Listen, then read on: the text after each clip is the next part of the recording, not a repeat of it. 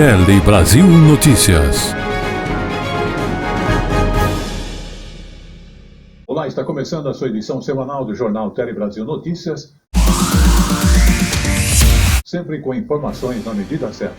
E já dentro do mês de agosto, no qual nós teremos as seguintes manchetes. Vamos falar do governo que vai investir 250 milhões de reais na preservação e restauração dos acervos aqui do país. Também vamos falar um pouquinho das mulheres, porque 8 em cada 10 mulheres decidem empreender e tomam essas decisões justamente depois de se tornarem até mesmo mães. E falaremos de um assunto bastante polêmico, que é a questão do programa Voa Brasil, que traz passagens a partir de R$200. Tudo isso para aposentados. Teremos outras informações também úteis para você, e tudo isso nesta edição. Então, vamos a ela. No ar.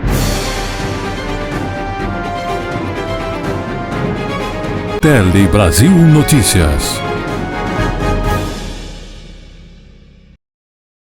E começamos a edição do jornal Tele Brasil Notícias, sempre com informações úteis na medida certa.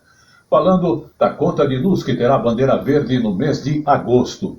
Então, se prepara aí porque, conta de luz com bandeira verde sem custos extras. Isso para os consumidores, segundo a ANEEL. Então vamos confirmar esta informação. A conta de luz vai ficar mais barata em agosto, Yara, porque a Agência Nacional de Energia Elétrica tirou o acréscimo que vinha sendo cobrado em julho. Isso foi possível porque a ANEEL reavaliou as condições para a produção de energia e o custo e considerou as condições favoráveis. Essa reavaliação e a consequente redução no preço foi possível graças à quantidade de chuvas que aconteceu na região sul do país. Assim, a cobrança volta para a bandeira verde, sem acréscimo nenhum. Esse sistema de cores para a cobrança de energia foi criado pela ANEEL em 2015 e ele é feito a partir da análise do risco hidrológico, ou seja, da quantidade de chuvas e do custo para gerar essa energia. Sempre que chove menos do que o esperado e é necessário ativar as termoelétricas, a energia fica mais cara. Só que mesmo com a bandeira verde, a gente faz esse alerta, é importante o consumidor fazer aí um consumo consciente, né? Pensar que isso contribui para a sustentabilidade e para a preservação dos recursos naturais. Vamos agora então falar de saúde, porque o Ministério da Saúde confirma 2 mortes por uma febre e inclusive ele está monitorando os casos da transmissão desta doença do país, que tem o nome de Oropouche. Vamos observar com mais detalhes. Como você falou, são 6 casos em investigação de transmissão vertical, ou seja, de mãe para filho da infecção da febre do Oropouche. Esses casos foram 3 em Pernambuco, 1 na Bahia e 2 no Acre. E deles, 2 evoluíram para óbito do feto, 1 para aborto espontâneo e 3 apresentaram malformação congênita, como microcefalia. As secretarias estaduais especialistas estão analisando a possível relação entre a febre do Oropouche e casos de malformação e abortamento. O Ministério da Saúde recomenda intensificar a vigilância na gestação e o acompanhamento de bebês de mulheres que tiveram suspeitas de dengue, zika, chikungunya e febre do Oropouche. Para a população em geral, o alerta é para evitar áreas com muitos maruins e mosquitos e utilizar roupas que cubram a maior parte do corpo. Vamos falar agora da questão de empreendedorismo, porque 8 em cada 10 mulheres que decidem empreender justamente. E essa é uma decisão bastante complicada, porque elas decidem isso depois de se tornarem mãe. E a maioria justamente é por necessidade. E por ter necessidade surge o momento de conciliar a vida profissional com a vida familiar. Vamos observar. O sonho da Alessandra era realizar o sonho das outras pessoas. Ela sempre gostou de organizar festas. Com o nascimento da filha, comemorou todos os primeiros 12 meses da neném, o chamado mêsversário, quando isso nem estava na moda ainda. Fazer o que ama para viver se tornou realidade e hoje ela trabalha com decoração e buffet de festas. Nós não tivemos um capital inicial Nossa empresa, ela foi construída com o capital que foi gerado dentro da própria empresa. E a primeira vez que eu fiz uma festa completa, a mãe perguntou: você tem mesa? Claro, tenho. Mentira, não tinha. A mãe pagou, corri e comprei a mesa. A Alessandra se enquadra no perfil das mulheres empresárias apontado na pesquisa do Instituto Rede Mulher Empreendedora. O levantamento mostra que 77% das entrevistadas começaram a empreender depois da maternidade. 95% das empreendedoras acreditam que trabalhar e ter sua própria renda é um fator muito importante para que uma mulher seja independente. Mas a pesquisa também revela as dificuldades das mulheres, principalmente financeiras. 6 em cada 10 empreendedoras faturam até R$ 2.500 por mês.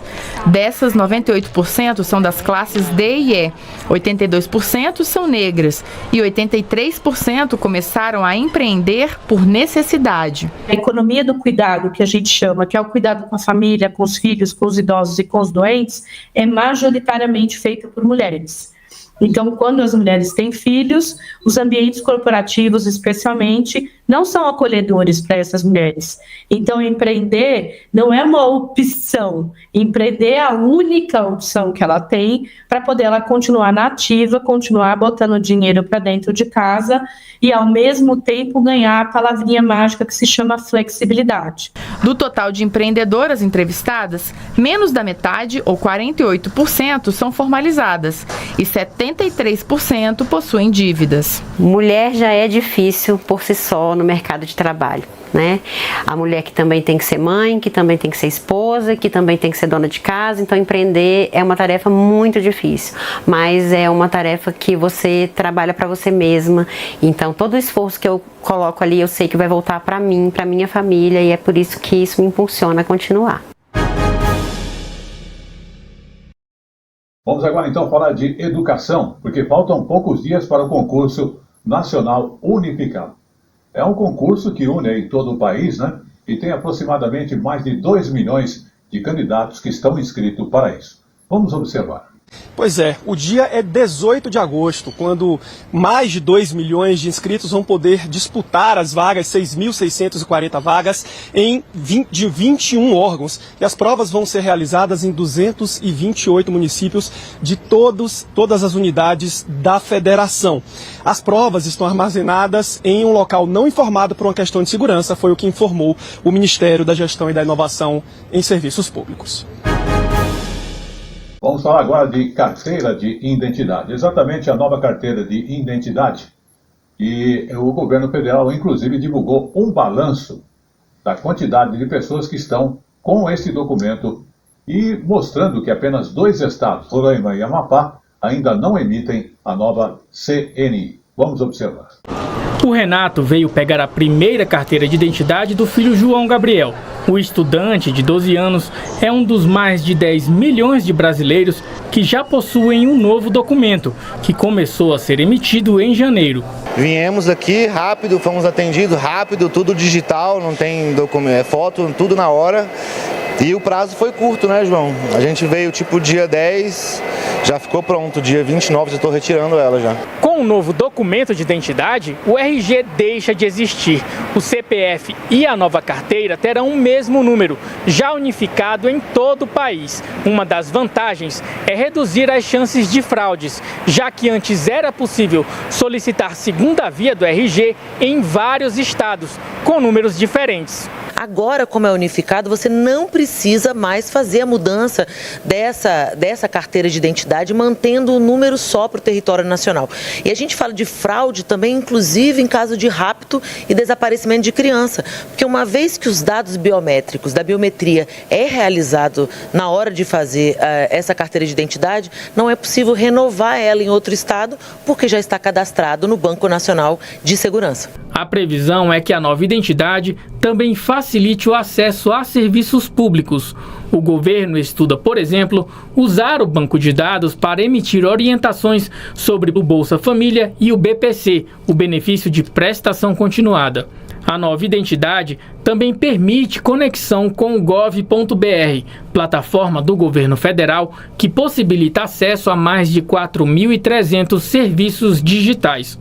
Lembrando que as atuais RGs vão perder a validade em 2032, quando a nova carteira de identidade passa a ser obrigatória. Para solicitar, basta procurar o serviço de emissão de documentos no estado em que você mora. Vai facilitar muito, vai evitar problemas, fraudes, roubo de documentos, fica tudo mais, vamos dizer, mais seguro, né? E chegou agora no Tele Brasil Notícias, o nosso Momento Jurídico. O Momento Jurídico hoje aborda a questão de falha em reconhecimento fotográfico que leva o STJ a absolver jovem negro condenado por roubo de carga. Por falhas em reconhecimento fotográfico, o Superior Tribunal de Justiça absolve jovem negro condenado por roubo de carga. O desembargador convocado, Otávio de Almeida Toledo, declarou a nulidade do procedimento e das provas contra um jovem negro condenado por roubo de carga no Rio de Janeiro, depois de uma sucessão de falhas no reconhecimento fotográfico. De acordo com o processo, a vítima teria descrito o criminoso como um homem negro, de aproximadamente 1,75 m de altura, aparentando entre 20 e 25 anos de idade. Após repetir o reconhecimento pessoal em juízo, o réu foi condenado à pena de 6 anos e 5 meses de reclusão.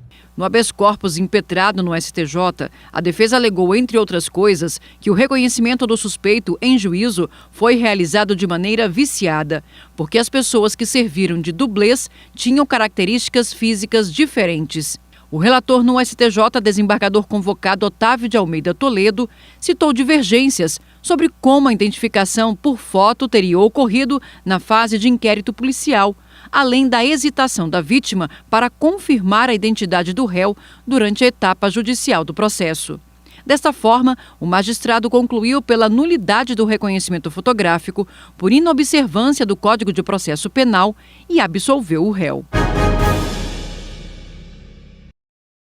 Vamos agora mudar então de aspecto, falar um pouquinho da questão atmosférica, porque no dia 21 de julho foi o dia mais quente já registrado na Terra. É uma informação do Observatório Europeu Copérnicos. Vamos observar mais detalhes sobre este assunto. O último domingo, 21 de julho, foi o dia mais quente já registrado no mundo. É o que apontam dados preliminares do Observatório Europeu do Clima Copérnicos. A temperatura média mundial alcançou 17,09 graus Celsius, 1/100º acima do recorde anterior em 6 de julho de 2023. De acordo com o observatório, o novo recorde diário pode ser superado nos próximos dias, já que no momento estão ocorrendo ondas de calor em regiões dos Estados Unidos e Europa. A diretoria do Departamento de Mudança Climática do Copérnicos destacou os números registrados nos últimos 13 meses. Antes de julho de 2023, o recorde de temperatura média mundial diária era de 16,8 graus Celsius, em 13 de agosto de 2016. Após um ano recorde em termos de calor em 2023, junho de 2024 foi o mês mais quente já registrado. O 13º mês consecutivo, superando temperaturas médias consecutivamente. Segundo o observatório, a temperatura média global nos últimos 12 meses foi a mais alta já registrada, de 1,64 graus Celsius, acima da média pré-industrial de 1850 a 1900. Quando o desmatamento, combustão de carvão, gás e petróleo ainda não aqueciam o planeta.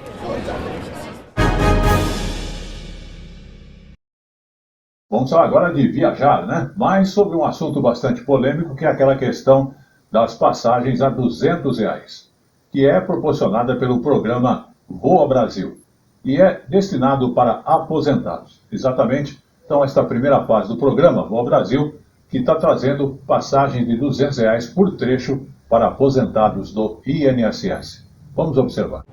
A última viagem que eu fiz foi o ano passado. Eu fui em agosto para Maceió e estou indo agora para Portugal. Viajar é um dos prazeres de Maria Ribeiro. Aposentada e aos 66 anos, ela tem condição de aproveitar as oportunidades. Eu prefiro viajar do que ficar comprando coisas, porque a gente acumula muita coisa, né? E não precisamos de tanta coisa.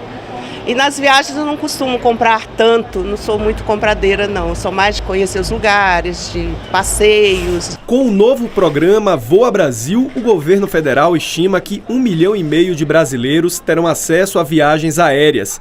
A proposta é disponibilizar por até R$ 200 passagens que geralmente não são vendidas. Neste primeiro momento, o foco do programa serão os aposentados pelo INSS que não tenham viajado nos últimos 12 meses, independentemente da faixa de renda. Cerca de 10% da nossa sociedade são pessoas que têm mais de 65 anos, porém isso não se traduz nos assentos, nas ocupações de aeronaves do Brasil. Apenas 2% da ocupação das aeronaves brasileiras são com passageiros que têm mais de 65 anos. Então nós fizemos esse cruzamento de informações e queremos fazer com que os idosos possam viajar mais. Essa iniciativa achou maravilhosa, realmente maravilhosa. Fico muito feliz com essa iniciativa. Fico pensando nessas pessoas que vão ter essa rica oportunidade de visitar suas famílias, de ir para a sua cidade natal. Muito bem, vamos falar de eventos e convenções que estão acontecendo aqui em São Paulo, que começou já e inclusive está em andamento, né? No momento que estamos gravando, a Perifacom, que é a Convenção de Cultura Nerd na periferia de São Paulo. Um evento bastante importante que traz apresenta as produções artísticas que são relacionadas à cultura pop, como artistas de quadrinhos e também de cosplay. Então, a Perifacom, ela ocorre na cidade de Diadema, aqui em São Paulo, né? Então, um evento bastante importante, vamos observar. Na Perifacom tem lugar para o Chapeleiro Louco de Alice, para a Vandinha da família Addams e para a Mizamani do seriado Death Note. Eu quis adaptar uma versão dela, né? Só vim com a roupa e para combinar com o evento, com a estética da região, aí eu quis deixar o meu cabelo natural mesmo, sem a peruca da personagem. Essa edição da Perifacom teve apoio da Transpetro. A estatal tem grande extensão de dutos de combustíveis em áreas periféricas. Além da conscientização para a segurança nessas áreas, o presidente da empresa também aponta a necessidade dela se fazer presente como apoiadora de expressões culturais nas periferias. Esse é um tipo de evento de cultura que ajuda muito a difundir coisas que estão no dia a dia das pessoas, né? Então a gente decidiu fazer esse tipo de investimento.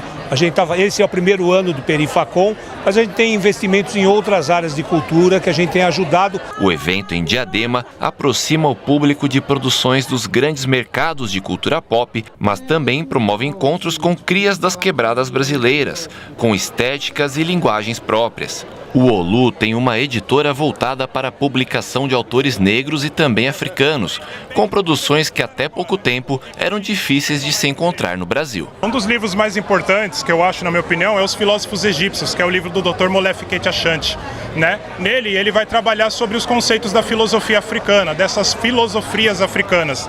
E aí ele vai trazer várias referências de filósofos africanos e vai trazer essas filosofias, esses saberes ancestrais africanos de volta ao próprio povo. A Perifacom é o encontro da diversidade. Isso porque cada periferia é única e cada personagem da cultura pop traz consigo todo um universo a ser explorado.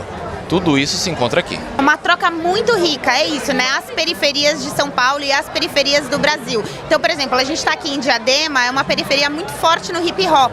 Então a gente tem manifestações aqui, né, artísticas dessa natureza. Então a cada periferia tem uma manifestação artística ali local que enriquece quando se encontram numa convenção. E é por isso que a gente faz a Perifacom.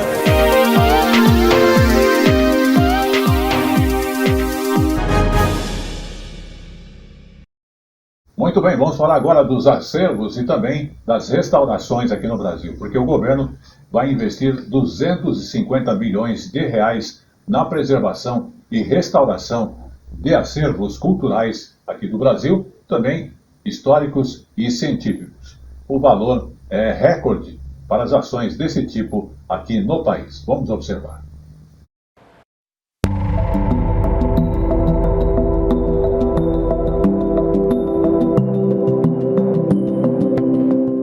Entre as atrações do Museu de Biologia da Universidade de Brasília está uma réplica em tamanho real do esqueleto de um titanossauro. Logo mais à frente, no Jardim Luiz e Ribeiro, o público pode ver uma montagem que reproduz o bioma do Cerrado e encontrar pegadas de animais da região e uma demonstração de como é a vida dentro de um cupinzeiro.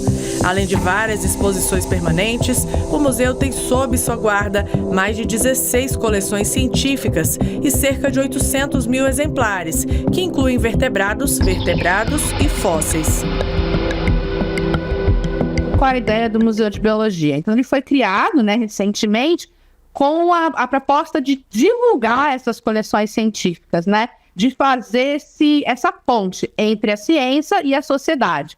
A gente conseguir comunicar para a sociedade a importância desses acervos e o que a gente faz dentro dos muros da instituição. Levar o visitante a uma viagem entre o passado e o presente, trazer a ciência para perto e despertar a curiosidade. Museus como este em Brasília funcionam como locais de guarda, pesquisa e exposição do patrimônio histórico-cultural do país. E para apoiar essas e outras instituições, o Ministério da Ciência, Tecnologia e Inovação vai investir R$250 milhões por meio do edital Identidade Brasil.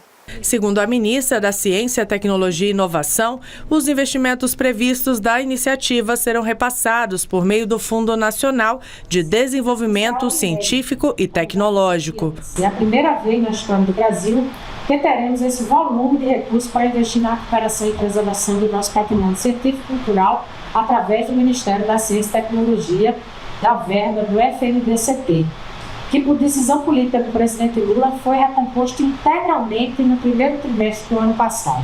Do total disponível no edital, R$125 milhões serão destinados a projetos de preservação, divulgação e restauração de acervos científicos e tecnológicos. E mais 125 milhões vão financiar ações de conservação, a difusão e o restauro de acervos históricos e culturais. É impactante para o setor museal do Brasil, porque para nós essa colaboração com o Ministério da Ciência e Tecnologia, trazendo esse volume de ação que vai chegar em todos os estados do Brasil, em todas as regiões, especialmente também fazendo essa correção que nós estamos fazendo nas políticas da cultura, que é justamente fazendo com que o fomento cultural chegue a todas as regiões do Brasil, então enxergando o brasileiro como dono de todas essas políticas.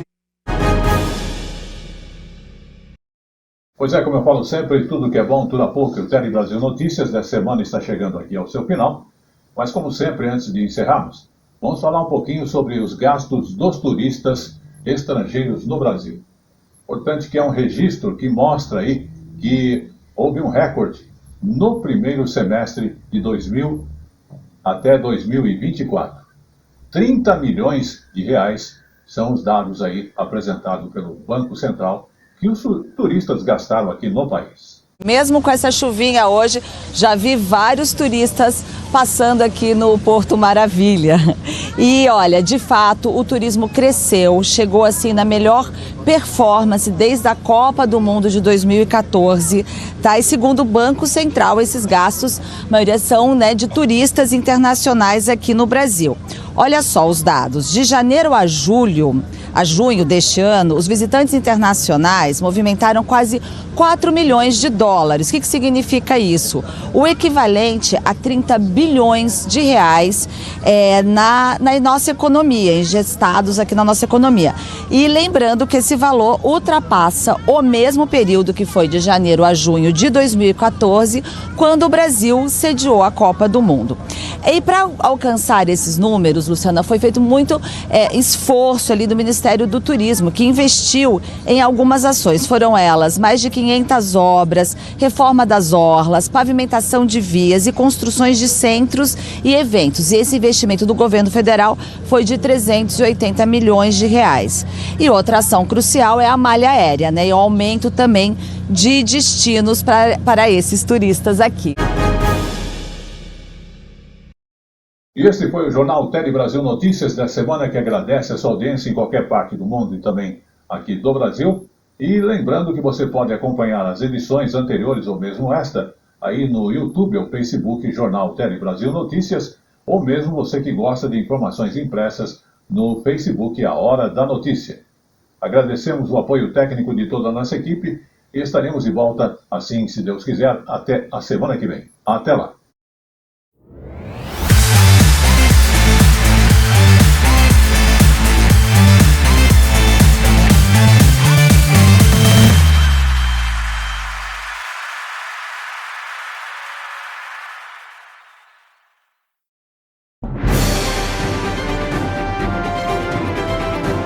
Tele Brasil Notícias.